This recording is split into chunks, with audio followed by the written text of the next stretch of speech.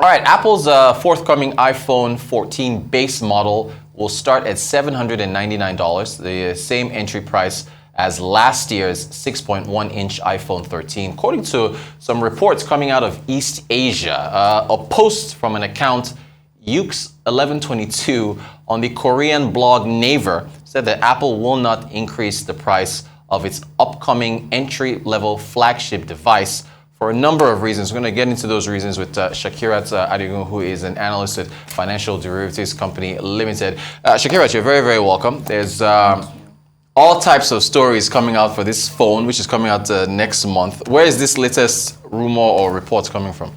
So it's coming from an unnamed major U.S. financial institution. Yeah. And then the accuracy to this, I would say there are sometimes, like, they've previously said some things that were actually true about the iPad Mini 6. Yeah. When they said about the features before it came out, they were actually right. But then they were not so right when they said there was going to be an iPad Mini Pro.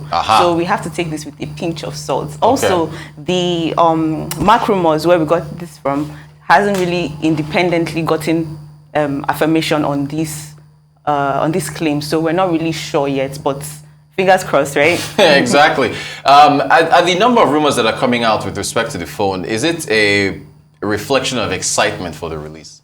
I would say yes, it is. I mean, everyone is always, year on year, we've always been very excited as to, what's a new feature in the, we're always looking forward to this period in time because the new iPhone is coming out. So what's going to come out? So if you go on Twitter and you search iPhone 14, it's everywhere. So yes, I would say that the rumor is true, yes. We're very excited. We're very excited, yeah. Okay, so, but as far as the price, why keep the base price at $799? I believe it's because of what's the name? It's because of, you know how inflation is right now? Yep, it's pretty high. Yes, and then people's disposable income would have like shrunk.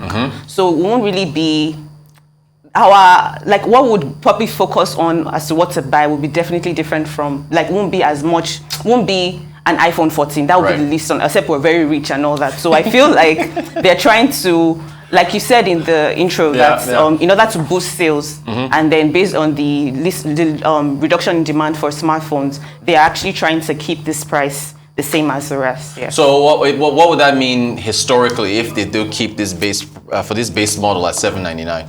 So since 2020, when the iPhone 12 came out, the base price was $799, and they did that last year. And if it's actually true that it's going to be like that this year, then it's going to be like in the past 2 years. It has been consistent. Yeah. So.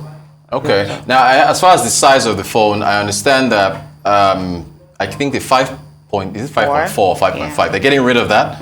Okay, so what specs are we getting for these larger ones? So the smallest iPhone we're going to get now is a 6.1-inch iPhone. So if you're looking at the iPhone, there's no longer going to be a mini. So the iPhone 14 Pro and iPhone 14 would be a 6.1. Then the iPhone 14 Pro Max and the iPhone 14 Max would be 6.7. So they're getting bigger.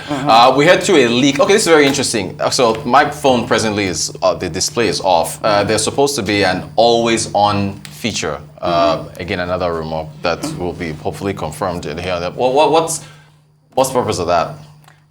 I would say, you know how the iPhone, Apple Watch is, like, when you look at the phone, it only comes on when you look at it. So I'm guessing that's why it's like a new feature, like it darkens the wallpaper and all that. So I just feel it's like the only issue might be like, what's the effect on the battery life? Right, if the display is always on. Yes. All right, so all in all, are we expecting big sales for the 14?